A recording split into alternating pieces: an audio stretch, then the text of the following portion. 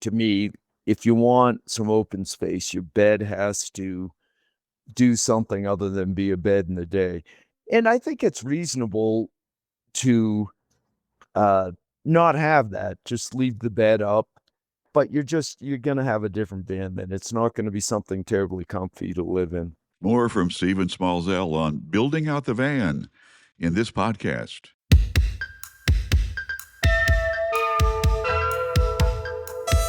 This is Jim Bratton Podcast, a podcast exploring his personal interests, interviews with artists and musicians, as well as other creators, an opinion or two, or more, poetry and prose, ambient sound, binaural and ASMR, audio produced for meditation and relaxation, experimental sound or music, and those exploring aesthetic boundaries.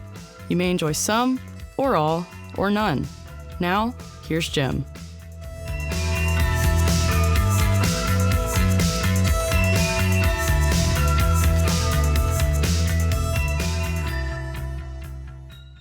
This is Jim Bratton. We're talking to Stephen Smalzel. And we've had, this is episode 2 with Stephen. By way of review, Stephen is an artist and now a musician who spends a lot of time on the road and has outfitted a vehicle specifically for that. We talked last time about sort of how you got there and what your background was. Yeah. And we were going to talk about the van. Stephen, thanks for coming back with us today. So can we talk about the need for transportation? We talked about how you got your first truck and everything, but Yeah. but now, what your criteria was and how you built things out. Well, I guess I didn't have criteria, but I picking one of those standard vans, which there are so many of now, was pretty easy. They're just nice vehicles, and about the right size for one, maybe two people. And I've never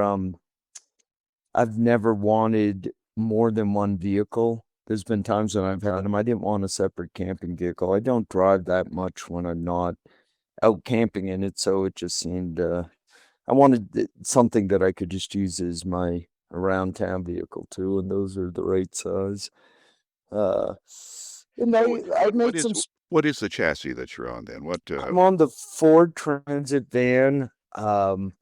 There's really, you got three choices: the Sprinter vans, the Dodge ProMasters, and the Ford Transit. And I think they're all similar, certainly similar shape. They have different permutations on the sizes. They all come in various sizes. I like the Mercedes are a little more expensive, and you're stuck with the Mercedes dealers to get much of any work done, which just nicks those right away from me. And I like the Ford Transit. Mainly, I thought reviews and talking to mechanics are a little more reliable mechanically. I don't know how valid that is. There's lots of Dodge ProMasters out there. They're modern cars. I think they run pretty well, but the Ford Transit seemed to have a little bit of a better record. And you could stop at any Ford dealership, any Ford truck dealership can basically give you a hand on those then. Yeah, or any guy named Bob or Roberto on the side of the road that's got a wrench usually has a handle on those things. Okay, good, even better. Yeah. So, and there is the size considerations are pretty big. I really liked the height. I'm just under 6 feet tall. right. And as far as I'm concerned, you got to be able to stand up in there if you're going to be doing any living in it at all. The Ford Transit comes in 3 heights. A true passenger side, you'll see those around. They look like shuttles more. And then they have their, I'm thinking now, is that right? Or did they have 3, I believe 2 sizes of the full-size vans. And their tall one is quite tall to the point where I just think they look goofy. They're so tall. That's what I ended up. But there's lots of headroom for me. The Dodge ProMasters, larger size, fit me better. It did fit up to someone about 6'2", I think. But I wanted the Transit, so I got the extra tall. And that extra height actually is somewhat useful for storage. So, Yeah. how did you go about finding one of those? You said they're fairly available, but can we go through the steps? I know people listening are thinking about this and dreaming about it, and you've done it. So how did you line Well, up a van? there's certainly you can buy them new. I thought and there's quite a few used ones, any used lot. Uh, I sort of did a dollar per miles on how old of a used one. I thought the best deal was a year to 3 years old. Uh, was sort of the best bang for the buck. And I bought mine from a Ford dealer. Um, wh- which when I was young, you always got the best deal buying older cars just on the private market. I don't think that's the case anymore. Um, and actually, when I bought that boat, I was in a boat yard in Florida, and there was a guy who had owned a car dealership, large one, and he sort of gave me the rundown on with dealers how it works. And he said they just don't really make much money on used cars anymore because of the internet. Everything's become so visible that you can't really trick people into buying uh, cars that they might not have because the prices are just all out there. Right. And I thought that was the case too. I looked at some privately owned transits and I thought they were actually more expensive than just getting one from a dealer. They From a all from go a through yeah, from a long. franchise dealership. Yeah, yeah. Yeah, and so mine was had been a lease or a rental for a year and a half. Uh, and I didn't worry about that. You hear that thing that, oh, rentals get beaten up. I just don't buy that. And the dealer friend said the same thing. He's like, no, nobody takes rental cars out to the racetrack or four-wheel driving.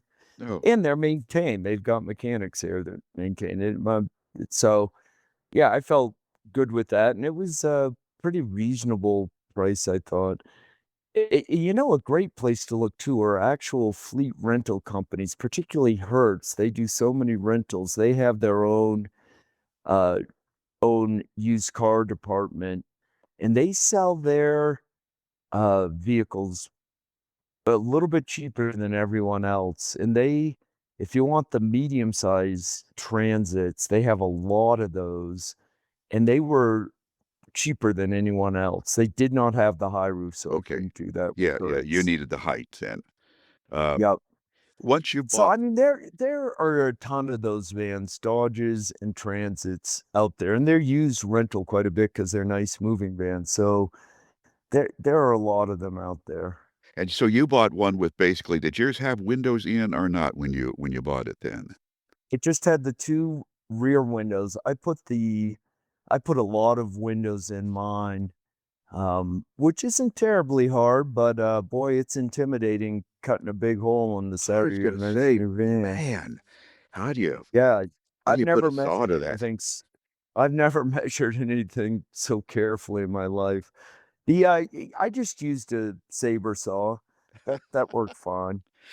Um, Let's walk through it from purchase on, okay? Because this is a okay. what a story, and if you've got any pictures to back it up, we'll try to include some of those Uh, in with too. I don't really have any pictures of the build out, so we'll do it verbally. Yeah, that's as good as it could get because frankly, you were probably too busy building it to take a bunch of documentation on it. Yeah, You picked yeah. it up from the dealership.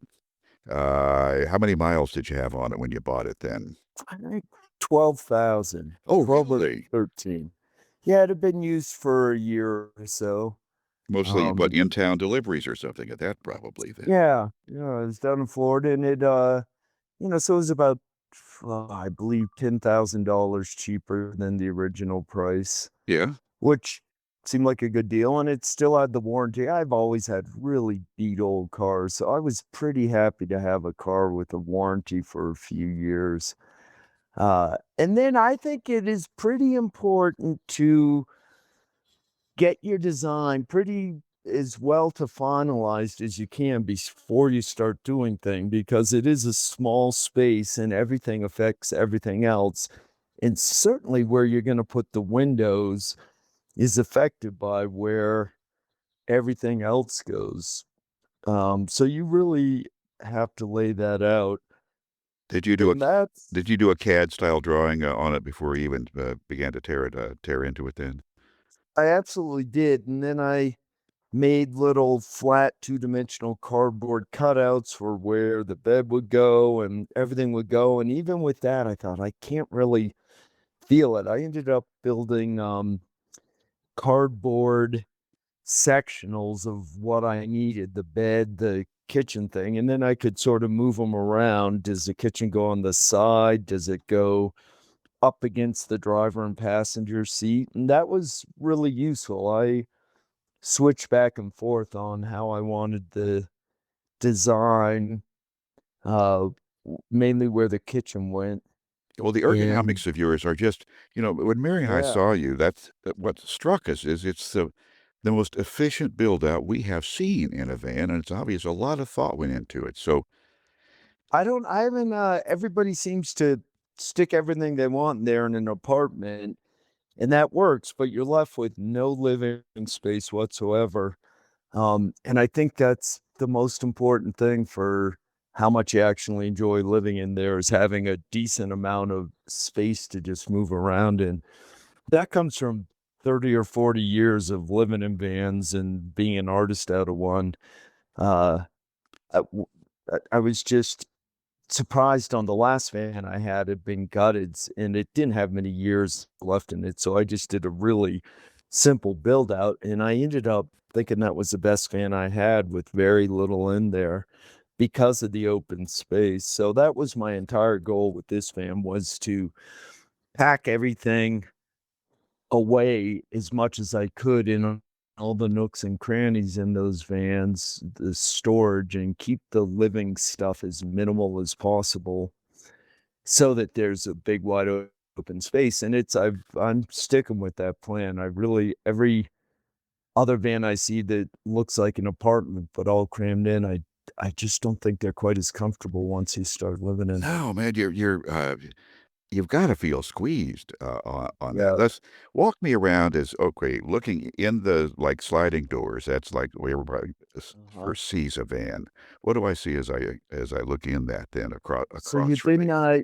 straight across from me is the kitchen, Right, or kitchen thing, and that's um, a sink and a 2-burner stove, pretty simple, and then a bunch of cabinets with pretty much all the food and the fridge, right. and then I've got my water in there, and the garbage is tucked in there too. This is Um, as we come down the wall that wall. Then is that or is that yes, right in the kitchen area that you're talking about? that's all in the kitchen area, instead of Wow. a sticking out a wooden thing. Right. And that's I spend a lot of time cramming everything in there. There's not a lot of spare space. I mean, the garbage can conforms to the curves of the van and the few pipes for the propane. Uh, and that takes a lot of time, but if you want to fight for open space, that's sort of what you have to do is utilize every little bit of space available. Um, so that takes some time. The Uh, yeah, the one thing I'm not hearing you saying is you don't have a black water system on it then, do you? A dark water no, system on it? No. I do not, and that's putting in a toilet and a shower is a personal choice. I didn't feel like I wanted those. That if you're putting in a toilet and a shower on those regular size vans, not the really largest ones, that you're gonna have a hard time having open space. That just takes up enough of the real estate. And to that end as well, if you have a bed that doesn't fold into a couch, you're just not gonna have that much living space. That was really clear from the word go to me. If you want some open space, your bed has to do something other than be a bed in the day. And I think it's reasonable to uh, not have that. Just leave the bed up. But you're gonna have a different band then. It's not gonna be something terribly comfy to live in. A lot of people have their bed raised Yeah. and then use the underneath to store all their sports equipment. And that works well, but then your van is really a go out and do your sports, but it's not gonna be as comfy living in there. Um, but yes, I went without a gray water system. I haven't found that terribly necessary. Depends where you're camping too. If you're in the great open west where there's lots of public lands, uh, you don't need it so much. If you're gonna be where it's more crowded, you're gonna want that really the toilet. Uh, in the shower, I just dump water over myself out in the national forest. It's not a big deal. But if you're in more crowded areas, that's not gonna work. So that's a personal thing. I understand why people would want that extra stuff. But you give up a lot. You give up a lot. If you had an open bed and a shower, you're just not gonna have any space in And there. those are and the shower and the open bed, except for Yeah. lifting the bed, they really can't be repurposed for other uses, can they? No, yeah, that's another thing, and then that's what it's doing. I did you never know what you're gonna want it for. I like having it so you can, if you end up in a construction project, I made sure I could get a 4 by 8-foot sheet in there, Yeah. still with a little bit of wrestling. Yeah, in other words, you kept the functionality of the van as a utility vehicle as well then, evidently. A little bit. Yeah, Yeah. yeah. Utility, living conditions, and a and a daily driver. Yeah. Yep.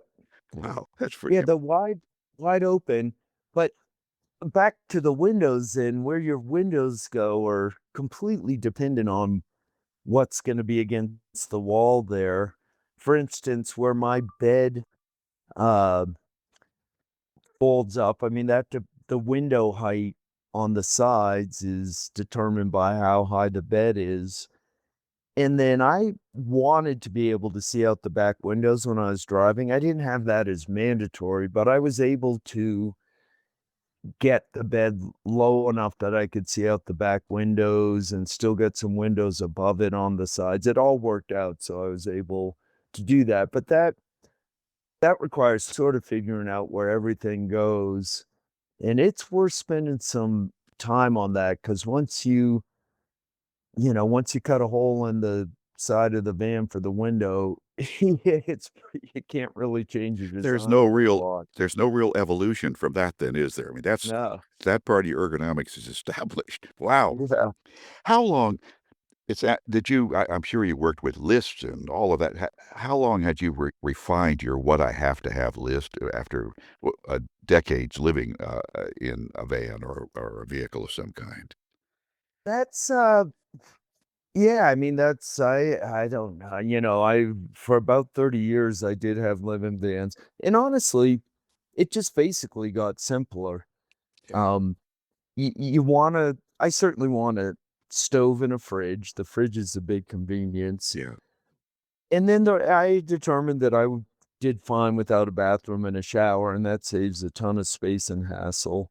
Yeah. Um, so that, a bed and, kitchen things, and then as much storage as you can get, and that can be buried away. That doesn't have to be super convenient, but, you want things like a battery charger in there, and and some tools, and there's plenty of things in there that I really feel like I need to have along, some sewing supplies and glues and things, and they can be buried pretty well. You aren't getting at them every day. Right, right. I mean, Uh, so you have to be limited but autonomous simultaneously. What a sort of a blend of tasks you've got to do then. So yeah, yeah, yeah. But for me, just the fridge is the big bonus. Boy, it feels magical to have uh, cold stuff when you're out camping, traveling around. Simple cooker, yeah. storage, bed. That was about it for me. I, Uh, every one of these is a separate topic, but we'll talk generally. If you've got the Uh-huh. time in the future, I'd like to talk about your power system and, of course, Sure. your performance stuff. Each one of those is a standalone, and I think those that are listening Yeah. now listen in the future because every one of these needs to be discussed. So Yep. the build out, how long did that Mhm. take you? I probably worked on it. It was under 2 years, but more than a year because I wasn't doing it all the time. But I would guess if it was a somewhat full-time job, it would have been closer to a year than not. Um, Wow. it took a lot longer than I thought, and I was quite frustrated by the end, given that the purpose of having a vehicle like that is to create freedom in your life and adventure, and I thought, well, if it I've spent a noticeable percentage of my actual life just working on this thing, that doesn't really add up. Now that it's done though, and I've been using it quite a bit, I'm happy I spent the time, but it did take quite a long time, and it always takes every building project takes longer than you want. On van build outs, it always takes extra long time because it's a funny platform to build into. All the surfaces are curved. Attaching things to the metal framework is a lot more time consuming than just banging L brackets on wood into a framed house is a lot easier to build in. Um, so it does take time, and I don't think there's any way around that if you want to do one of those build outs. And boy, that's reflected in what buying a built out van costs. Yeah. The build out part is, I mean, $100,000 or something. They're really expensive. It's a little jaw dropping what people pay for nicely built out vans. I see, here in Galveston, I see the built out Mercedes and I go online just to check, and it's like they're Mhm. $250,000 or something, or Yeah, in some cases it's more. it's really crazy. And then you're going to drive around with the chance you could be in an accident with it or whatever.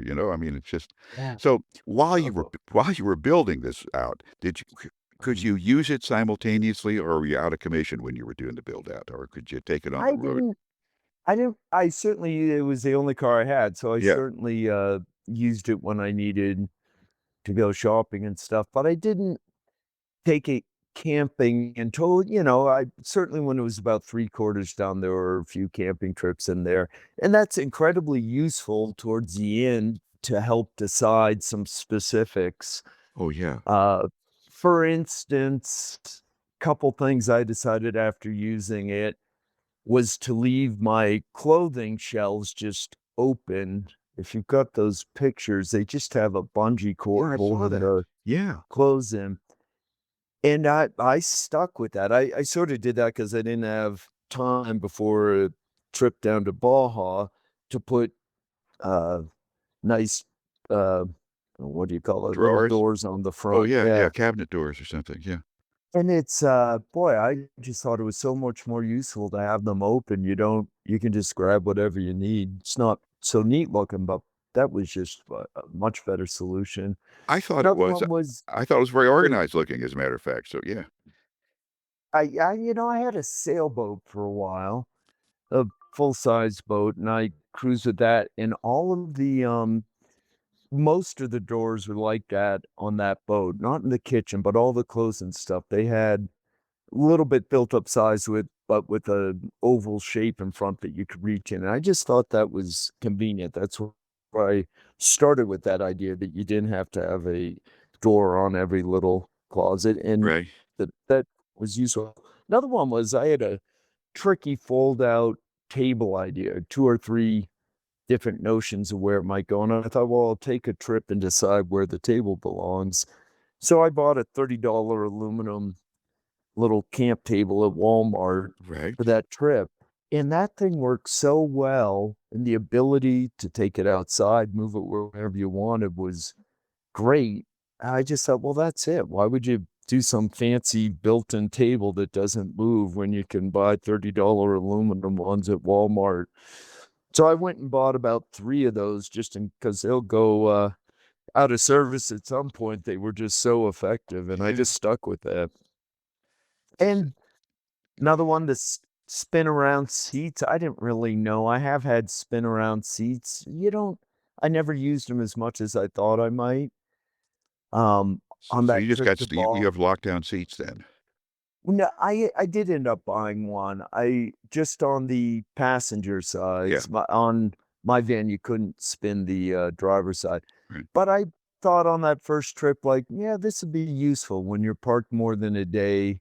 You get an extra seat, having a spin around seat. They're $200 or so. I thought that was a worthwhile investment, but it took going out and using it and seeing how I actually use it. Any number of things. It was useful to actually use it and just see what might be useful or not. We have covered a lot of ground, and we've used most of our available time. I'd like to close with this. Number one, Uh-huh. we'll be talking more. We've got three to five new subjects that we've just talked about today that everybody contemplating this would want to know.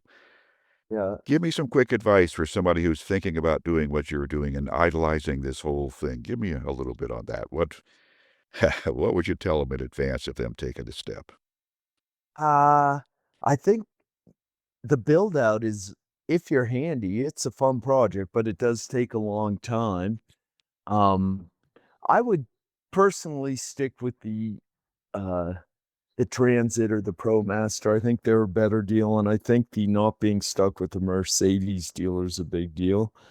And then yeah, go for it. It's a big project, but it's pretty fun being able to go live in your vehicle and uh, travel out around the great U.S. and elsewhere. Stephen Smalzel, what another great conversation. I really do appreciate you taking the time, and we'll be talking probably in the next week or so. We'll try to do another edition of this, another episode of this. Stephen, thank Well, you that'd so be much. fun. Thanks so It much. was a pleasure. Thanks. Okay. Yeah. See you, Jim. This has been Jim Bratton Podcast. We hope you have enjoyed, been inspired, informed, angered, or otherwise emotionally stimulated. This is your booth announcer, Sierra Sakel.